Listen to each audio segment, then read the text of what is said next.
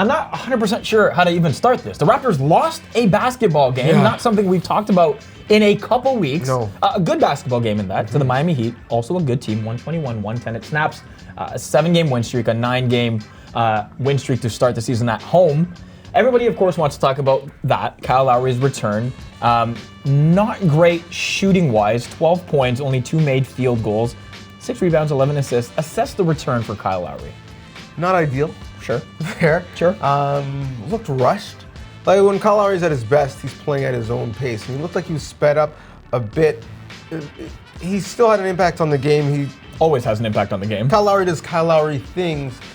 The thing, though, that was the most concerning was the fact that he was 0 for everything, and 11 in this game from 3. And he's got that in his game. 6 times he's been 0 for 8 or more from 3 in that game when it was that close and that tight, and he was making all of the other right plays.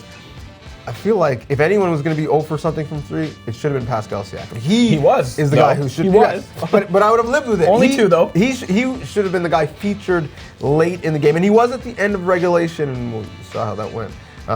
But he needed to be, I think, Pascal more aggressive. But that's part of the concern, and we'll get to that in a sec, because I want to talk about this. I'm not overly concerned about that performance, and you say it was rushed, and I kind of agree. There were moments where I was like, all right, Kyle, just slow this down a little bit. But maybe we're used to seeing this Raptors team without Kyle Lowry over the last couple of weeks. We know Kyle plays at 1 pace, and that's fast and that's hard, right? That's 2 paces, I guess, but you know what I mean. I liked what he said after the game, in that he felt the threes were coming in the flow of the offense. I think they were. A lot of them were, 3 of them at least, were in and out threes that would have changed the game completely. But I'm not overly mad. I know the 0 for is what people will talk about, and I guess it's rightfully so. Especially considering, again, this is what we talked about when they lose game 1 of the playoffs. He doesn't hit a field. I'm just happy to see the guy back out there doing Kyle Lowry things. Am I happy he played 41 minutes in his first game back after he said, that was the first real basketball I played since getting hurt in New Orleans? Yeah, no, and that's more of a Nick Nurse thing, but I look at the really bad shooting performances from their top 3 guys, Fred VanVleet, Pascal Siakam, and Kyle Lowry, and I say, no, you can't have those 3 guys do that on a consistent basis and hope to win.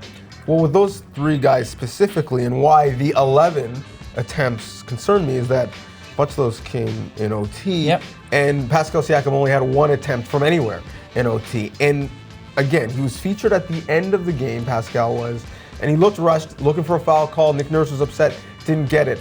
But they need to be more intentional about getting him the ball, because he had the matchup, and Pascal has to be more aggressive in asking for it. And what I liked was that Pascal after the game said that as well. It's like, I don't, this doesn't sit well with me. As a leader of this team, I need to be better. I didn't think he was the aggressive version of Pascal Siakam we are accustomed to have seen this year. You know, that MVP guy that's the 5th ranked based on 101 media members. I don't know who, but 101 of them think he's the 5th top MVP candidate this season.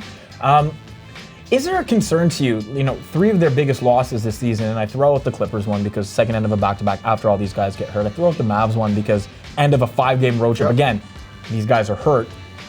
Boston, Milwaukee, Miami. You could argue 3 of the top 4 teams in the East right now. I don't even know if that's an argument. Maybe throw Philly in there, I guess. But is there a concern to you that all 3 of these games were close, late? The Raptors lost all 3 of them, or is it too early to get kind of caught up in that?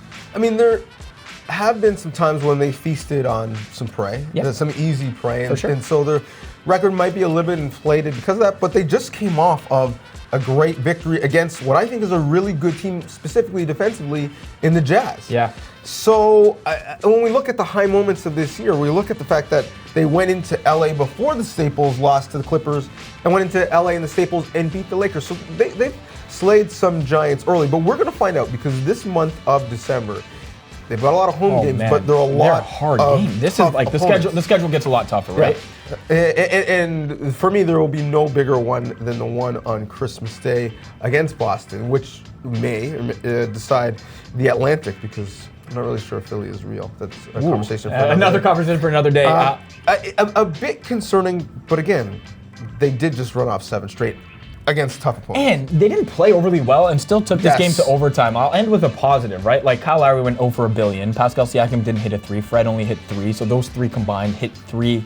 They went 9 for 44 from 3. That's the top 3-point shooting team, as I figure out my words. Because again, I'm not used to talking about this after a Raptors loss. Nor am I. And they still found a way to have a chance to win that game. Yeah. And so, again, this is a team to me that just looks like they're ready to fight. They're going to go down to the buzzer, and no lead is really too big enough for them. Yeah, and I think your point is the correct one.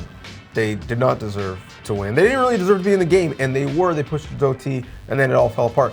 But also, when we're doing an appraisal on this matchup and his return, let's remember, Miami is real. That's it. Like, Miami, Jimmy Butler is a Raptors killer. Jimmy Butler is historically a Raptors killer, puts up one of the most impressive triple-doubles in Heat history against them. Yeah. The Heat were a pretty solid defensive team. Then they added a guy who can close and two good young players in Harrow and Dunn.